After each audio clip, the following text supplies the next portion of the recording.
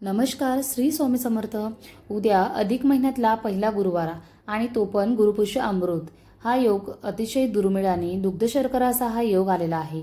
या गुरुवारच्या दिवशी आलेला हा योग म्हणजेच गुरु महाराजांची सुद्धा आपल्याला काही सेवा करायची आहे. आपण ज्या सेवा करणार होतो त्याचमध्ये आपल्याला महाराजांची सुद्धा सेवा उद्या करायची आहे. तर आपण कुठली सेवा करायची आणि ती कशी करायची आणि हळदीचे काही उपाय बघणार आहोत. तर शेवटपर्यंत व्हिडिओ नक्की बघा. तर आपण उद्या गुरुपुष्य अमृत योग असल्यामुळे आपण गुरूंची सेवा करत असतो. भगवान विष्णू माता लक्ष्मीची सेवा करणार आहोत. तर सेवा पूर्ण करायची असेल तर आपल्याला गुरूंचीही सेवा त्यासोबत करावी लागते. तर गुरुपुष्य अमृत योगावर काही करणं नाही झालं, शक्य नसेल होत तर आपण गुरूंची सेवा केली पाहिजे. तर नित्यसेवा नसेल होत तर आपण कोर कष्ट उद्धार स्तोत्रमचं 11 वेळा किंवा 21 वेळा पठण करू शकतो. दत्तांची काही सेवा करायची आहे, त्याच्यामध्ये दत्त चालिसा आहे. नसेल आपल्याकडनं शक्य होत तर आपण दिगंबरा दिगंबरा श्रीपाद वल्लभ दिगंबरा या मंत्राचा जप करायचा आहे 11, 21 किंवा 108 वेळा.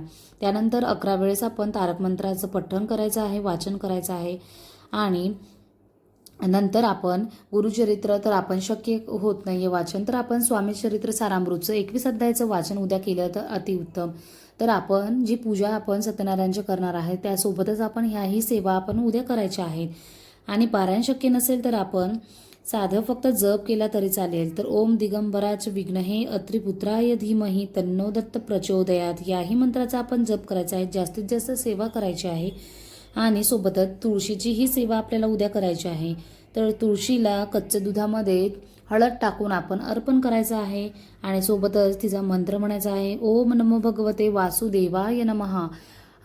आणि उद्या सकाळी लवकर उठून आपण आंघोळीच्या पाण्यामध्ये आपण चिमूटभर हळद घेऊन आपण स्नान करायचं आहे. आणि पिवळ्याच कलरची आपण वस्त्र परिधान करायचे आहे. आणि केशरचा पिवळा कलरचा आपण टिळा आपण भगवान विष्णूंच्या आणि लक्ष्मी मातेला आपण टिळा लावायचा आहे. सोबतच उद्या पिवळ्या वस्तूंचं दान करायचं आहे. गरजूंना आपण केळी सोबत मिठाई आपण पिवळ्या कलरची दान करायची आहे. आणि संध्याकाळी काही उपाय करायचे आहे तर आपण तुळशीचीही पूजा करायची आहे. तुळशीची पूजा करताना कच्च्या दुधामध्ये आपण हळद टाकून ते अर्पण तुळशीला करायचं आहे. त्यानंतर आपण तुळशीला 12 फुलवातींची वात लावणार आहोत. तर 12 फुलवाती आपण तुपामध्ये भिजवून ती तुळशीसमोर जाळायच्या आहेत. तर अशा पद्धतीने आपण काही उद्याच्या उपायाने सेवा करणार आहोत.